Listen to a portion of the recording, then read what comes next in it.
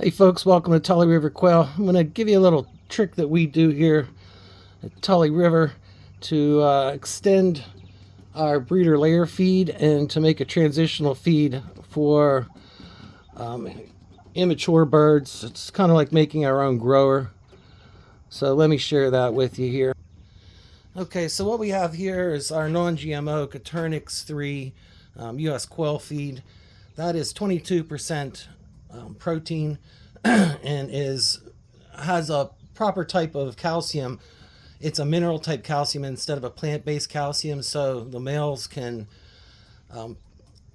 pick the calcium that they want, that their body feels that they need, where the hens can get more should they choose, because it's kind of like a ground up mineral source instead of incorporated into the plant type of calcium.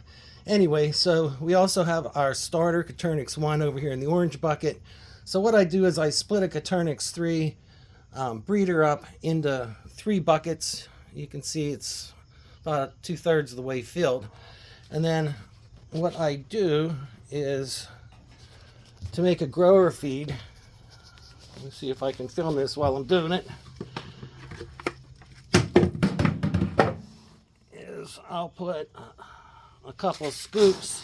Now I've already started this one a little bit, so when I dump it in from the bag, I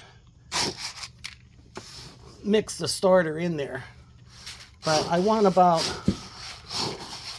at least 1/3 to 1/4 of grower protein in here. This is 32% protein.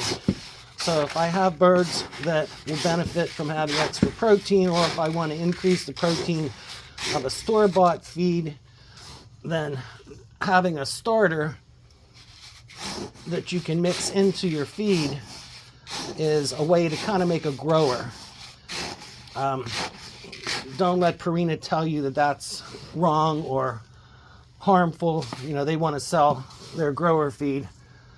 But as long as you mix it up, and notice that I put most of the mix on the top. Like I saved the most of this for the final fill part, because the smaller particles over time will fall down to the bottom. So, and this guy's about done. I still have a couple more scoops in here. This guy I've already done.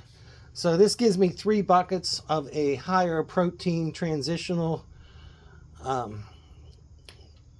breeder layer to take the birds off the starter. Now another thing you can do is, if you have birds and you're trying to get them right off the starter, you can make a 50-50 mix, or a smaller mix out of a smaller bucket, and do half and half, or more starter and more breeder, just to get them transitioned to the new feed. We get all of our feed from a non-GMO local Amish grower here, agricultural feed store.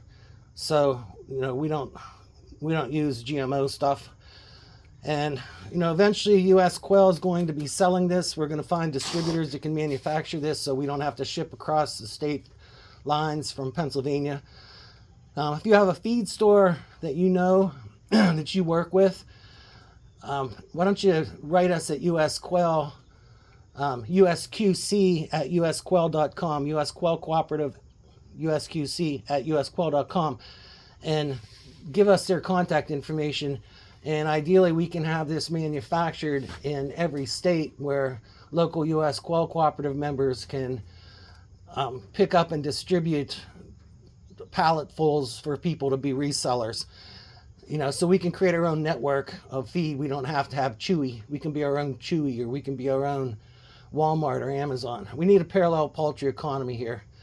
So anyway, that's it. Just wanted to share with you our little tip and trick that we do for transitional feed to kind of make a grower, or to extend your and increase the protein amount of your current breeder or layer feed. Okay, over now for Tully River Quail. If you get a chance, go to usquail.com and learn about the cooperative. We're trying to get 10 people in each state to be growers for our customers, our clients, the patrons to join the USQuail Cooperative and want to buy quail. And we're going to try to get 1,000 members by the end of the year. So if you can help us out, we have an affiliate program where you get paid the first month's dues for every guy that signs up that you've referred.